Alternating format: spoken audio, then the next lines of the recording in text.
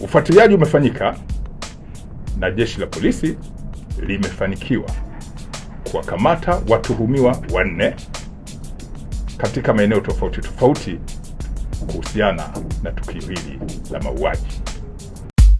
Hatimaye jeshi la polisi limewakamata watu 4 ambao walikuwa wakituhumiwa kwa mauaji ya Mchina kule Mabibo katika jiji la Dar es Salaam. Itakumbukwa watu hawa wanadaiwa kuwa ni walinzi wenye asili ya Kimasai, ambapo walimuua Bwana Buza Lee ambaye alikuwa ni mmiliki wa kiwanda cha kuchakata chupa za plastiki kilichopo eneo hilo la Mabibo jijini Dar es Salaam. Ufuatiliaji umefanyika na jeshi la polisi limefanikiwa kuwakamata watuhumiwa 4 katika maeneo tofauti tofauti kuhusiana na tukio hili la mauaji. Watuhumiwa hao wote 4 baada ya kukamatwa wamehojiwa kwa kina kwa kuzingatia mifumo ya kisheria na wamekiri kula njama kwa pamoja, baadaye wakamvamia usiku, kumshambulia na baadaye kumuua mtu huyo, baada ya kuwa wamemwibia kiasi cha pesa, kwa mujibu wa wao, kiasi cha pesa cha shilingi milioni 9. Pesa hizo wanadai zilikuwa ndani kwenye kiwanda hicho, na mara baada ya kufanya tukio hilo na kuiba pesa hizo walitoroka na kuelekea maeneo tofauti tofauti. Watuhumiwa hawa, baadhi yao 2 wamekamatwa eneo la Namanga mkoani Arusha, na wengine 2 wamekamatwa eneo la Mabibo hapa jijini Dar es Salaam kwa siku tofauti tofauti. Watuhumiwa waliokamatwa wamejulikana kwa majina ya Godson Simon au maarufu kwa jina la Laizer. Huyu ana miaka 25, ni mkazi wa eneo linaloitwa Okolili, Siha, mkoani Kilimanjaro. Mtu mwingine aliyekamatwa ni Elisha Saitoti maarufu kama Lukmai.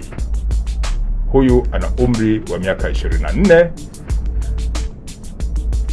na ni mkazi wa eneo linaloitwa Mkonde, Handeni, mkoani Tanga. Mtu mwingine aliyekamatwa amefahamika kwa jina la Godfrey Laban maarufu kama Molel, mwenye umri wa miaka 30, ni mkazi wa Makongo, Kinondoni, hapa jijini Dar es Salaam. Mtu wa mwisho aliyekamatwa amefahamika kwa jina la Godson Pinel maarufu kama Isika, mwenye umri wa miaka 24, naye ni mkazi wa Kigamboni jijini Dar es Salaam.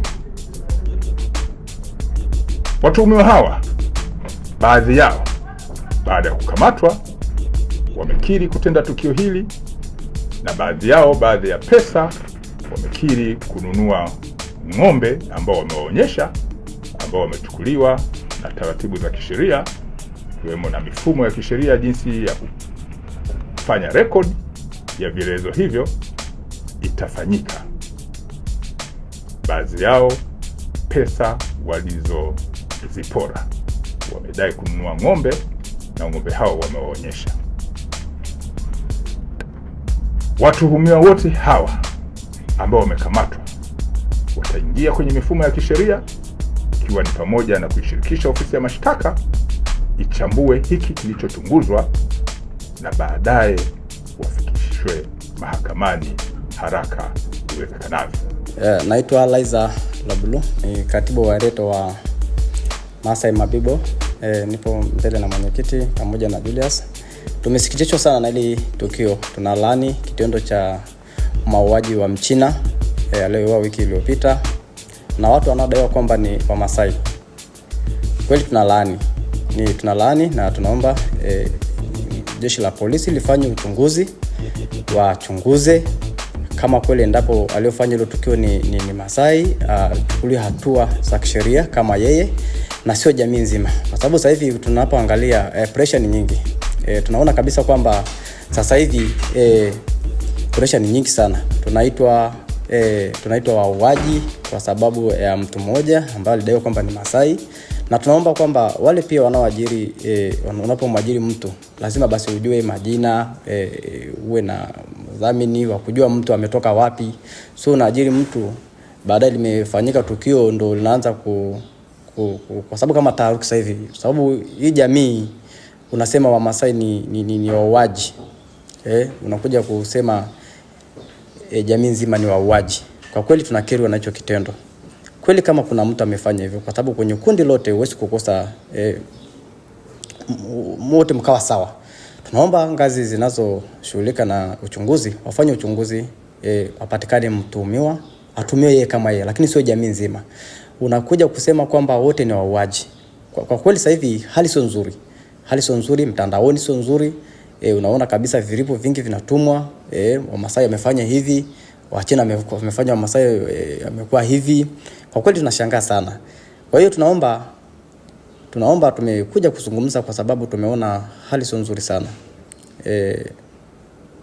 Kiukweli naumia kwa sababu watu wanapopotosha watu. Unapotosha watu kwamba wamefanya matukio kama makubwa kama yale. Majina ya wale watu hatujaona. Tuomba uchunguzi endelee, tujue ni kina nani waliofanya hilo tukio. Kwa sababu sisi tunapokutanaga pale, tunafanya kikao zetu ya kusaidiana, kuelimishana. Hatujawahi mimi sio kusikia Masai aliua tangu nimekuwa. Yaani tangu sijawahi kuona Masai ameua kwenye lindo, amekata mtu ameua kwa sababu ya hela. Sijawahi, ndio mara yangu ya kwanza kusikia mtu Masai aliua. Na kama kweli ipo, uchunguzi tufanyike, tujue ni nani aliyefanya hilo tukio. Na kama kuna wanaotaka ushirikiano kwamba kama kweli kuna wewe, tunasaidiana na ngazi za polisi waje, tunashirikiana, tunasaidia. Kama kweli wapo, tutasaidia. Kwa hiyo tunaona kabisa kwamba hii tumeshaharibiwa majina. Kwa sababu sasa hivi kuaminika tena hamna. Nasema Wamasai sasa hivi hawezi, kwa sababu kama umeua mtu, yani hata barabarani unapotembea unaitwa muuaji. Unatembea barabarani unaitwa wewe Masai, wewe ni muuaji. Ni kitendo ambacho kidogo kweli inaona kabisa kwamba inaweza kusababisha vitu vingine, kwa sababu mtu unaponiita mimi muuaji, inaweza tukatofautiana kiukweli.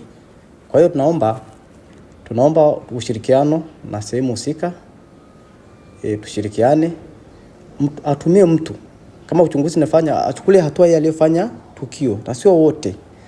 Kwa hiyo kwa sababu walinzi ni ajira kwa sababu watu ni wengi. Kwa hiyo kuna kazi ambazo ni rahisi kupata, mtu anaweza kuona kazi ya ulinzi ndio unapatikana unafanya. Sasa ndio hivyo unaharibia tena watu wasipate hizo kazi. Mtu mmoja. Alafu unasema watu nadhani Wamasai milioni 3, huwezi kusema kwamba wote ni wamefanya hilo tukio. Mtu mmoja amefanya tukio.